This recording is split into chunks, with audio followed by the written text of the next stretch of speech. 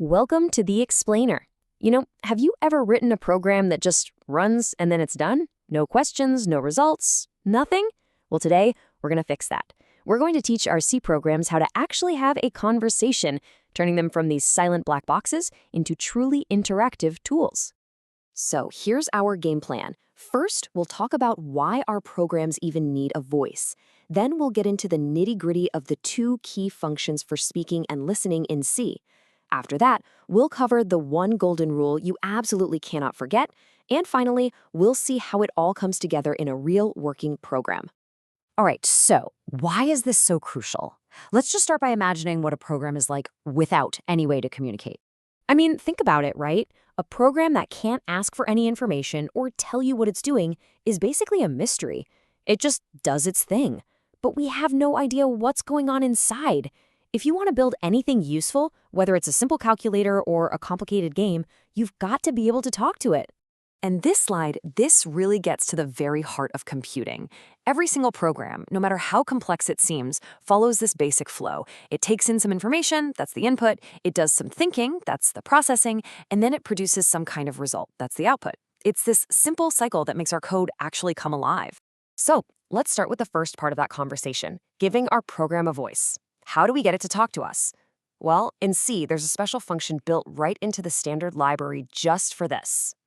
And the star of the show here is the printf function. Just like it sounds, it prints formatted text right to your screen. This is our program's mouth. This is how it tells us things. The way printf works is actually pretty cool. It's kind of like a template. You give it a string of text that has these special placeholders in it, and then you give it the variables you want to drop into those placeholders. It's a really simple but incredibly powerful way to build messages on the fly. Now, those placeholders I mentioned, they're called format specifiers, and they are essential. They're how you tell printf what kind of data you're giving it. Are you about to print a single letter? Use %C. Is it a whole number? That's %D. A number with a decimal? You need %F. This is what makes sure all your data shows up looking exactly right. And here's a perfect example of it in action. So printf reads along until it hits that %C. It says, okay, I need a character, and it grabs the first variable, which is C, and plugs it in. Then it keeps going, finds %S, and says, aha, a string, and grabs the next variable, very much, and puts it right there. It's that simple. Okay, so our program can talk. That's awesome. But a good conversation isn't a monologue. It has to be two-way. So now we need to teach our program how to listen.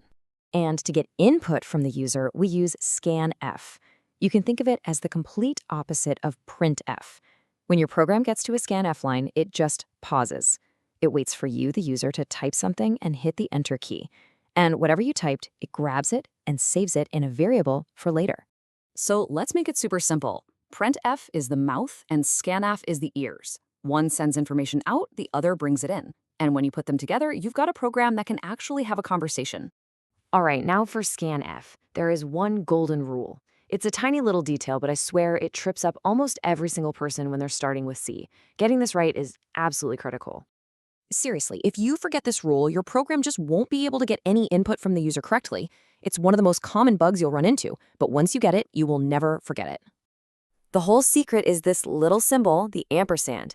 See, with scanf, you can't just tell it which variable to use. You have to tell it where that variable lives inside the computer's memory. The ampersand is how we get the literal address of a variable. Okay, so here's why it's so different. Printf only needs to read the value of a variable, so it can show it to you. But scanf needs to change the value of that variable. And to do that, it needs to know its exact location in memory.